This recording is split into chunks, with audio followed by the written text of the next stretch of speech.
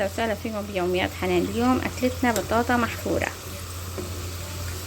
حفرناها بهذا الشكل، رح نقليها. هي البطاطا المحفورة، حطيت بسفلة البطاطا مو حفرتها، اللي طلع منها اللب حطيته تحت عشان ما تعلق مثل شكلها، وحطيت لنا مية لحمة، مية ماجي، وحطيتها على النار. وهون عندي حشوة الشيخ المحشي.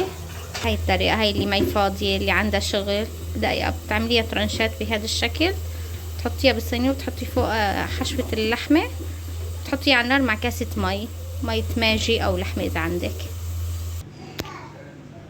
لا، طبخنا الرز بهذا الشكل، وهاي شيخ المحشي صار جاهز للأكل.